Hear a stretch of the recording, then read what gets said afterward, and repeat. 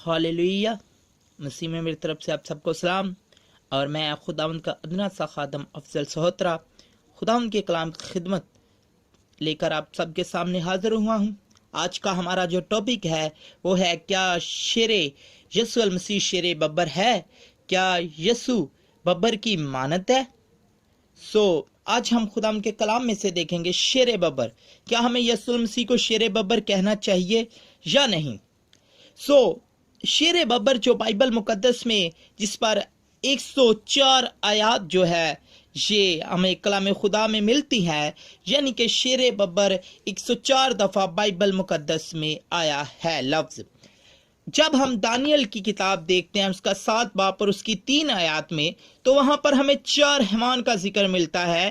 पहला हैवान का जिक्र मिलता है जिसमें उसकी शक्ल जो है वो शेरे बब्बर की मानत थी। इसी तरह मुकाशवा 13 बाब और उसकी दूसरी आयात में जो हैवान मिलता है उसकी भी शक्ल जो थी वो जो है शेरे बब्बर की मानत थी। जब हम ज़बूर 7 उसकी 2 आयात में देखते हैं तो उसमें हमें उस आयात से हमें पता चलता है कि शेरे बब्बर जो है वो जान को ख़त्म करने वाला और चीर फाड़ करने वाला है। जब हम इसी तरह ज़बूर 10 और उसकी 7 से 9 आयात देखते हैं तो उसमें एक शख्स शरीर का जिक्र है कि शरीर के मुंह पर लानत है और उसको भी शेरे बब्बर की मानत कहा गया है। शरीर को भी शेरे बब्बर की मानत कहा गया है। इसी तरह जब हम जिसाया 35 बाब उसकी 8 और 9 आयात देखते हैं तो उसमें एक रास्ते का जिक्र है जिसमें खुदावंद कहता है कोई दरिंदा दाखिल नहीं हो सकता। उसमें शेरे बब्बर का जिक्र है और इससे हमें वाजिया होता है कि शेरे बब्बर को खुदावंद के कलाम में दरिंदा भी कहा गया है। इसी तरह आप यिर्मयाह में देख लीजिए उसका 4 बाब उसकी 7 आयत में हमें मिलता है कि कौमों को हलाक करने वाला निकला है और खुदावंद की जमीन को वीरान करेगा। यहाँ पर हमें यह भी जिक्र मिलता है कि शेरे बब्बर जो है वो कौमों को हलाक करने वाला है और जमीन को वीरान करेगा, जो कि इब्लीस का काम है। इसी तरह जब हम ज़बूर 22 देखते हैं और उसकी 13 आयात देखते हैं, इसमें वाजिया तौर पर जो शरीर को इब्लीस कहा गया है शेरे बब्बर को। और जब हम इसी तरह पतरस 5 बाब उसकी 8 आयात लिखते हैं तो उसमें लिखा है इब्लीस गर्जने वाले शेरे बब्बर की मानत ढूंढता फिरता है कि कब तुम्हें पाए और खा जाए, फाड़ डाले।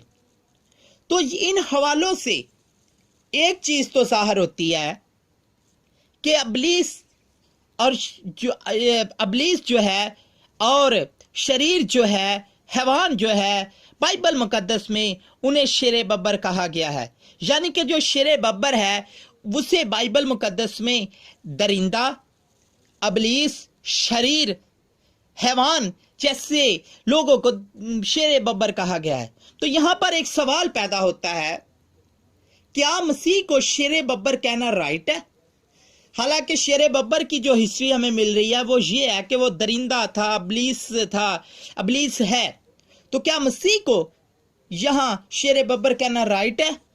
इस वक्त आपके ज़हन में एक आयत आ रही होगी जो कि मुकाशवा 5 बाब उसकी 5वीं आयत है जिसके अंदर यसु अल मसीह को शेरे बब्बर कहा गया है। बिल्कुल सही, लेकिन आप खुद सोचे, क्या एक ही लफ्ज जो है वो खुदा और इब्लीस के लिए इस्तेमाल हो सकता है? तो इसका जवाब है जी नहीं। यहां पर थोड़ी सी तर्जमे की मिस्टेक है, क्योंकि बाइबल का जो तर्जमा है ये लतीनी यूनानी से जो है किया गया। यहां पर सिर्फ थोड़े से तर्जमे का जो है फर्क है। आपकी स्क्रीन पर इसका ओरिजिनल तर्जमा जो है वो आ रहा है। मेरे अजीज, इसका ओरिजिनल तर्जुमा ये है कि वो दाऊद की यहूदा की नस्ल से तल्लक रखने वाला और दाऊद की नस्ल है। ٹھیک ہے، شیر ببر خداوند یسوع مسیح کو ہرگز نہیں ہم کہہ سکتے. اور آپ نے بڑا مشہور گیت بھی ہے تمہینہ تاریخ کا، جس میں گیت ہے شیر ببر یسوع شیر ببر دیکھو زور ہمارا ہے. سو پلیز میں آپ کو یہ کہنا چاہتا ہوں کہ مسیح کو شیر ببر ہرگز نہ کہے، کیونکہ شیر ببر کی جو 104 آیات ہے صرف ایک مکاشفہ کے اندر جو 5 باب کی 5 آیات ہے، اس کے علاوہ کوئی آیات جو ہے اس بات پر ہمیں نہیں ملتی، بلکہ ہر آیات کے اندر 103 آیات کے اندر شیر ببر کو، ابلیس کو شیر ببر کی مانند کہا گیا ہے، شریر کو شیر ببر کی مانند کہا گیا ہے، اور حیوان کو، درندوں کو شیر ببر کی مانند کہا گیا ہے. سو بھائی پلیز خداوند یسوع مسیح کو شیر ببر نہ کہا کرے، کیونکہ یہ رائٹ نہیں ہے. آپ کی سکرین پر اوریجنل ترجمہ آ رہا ہے، اور آپ ان بائبل مقدس میں سے ان آیات کی ریسرچ کر سکتے ہیں. اور میرا واٹس اپ نمبر بھی آپ کی سکرین پر ہے.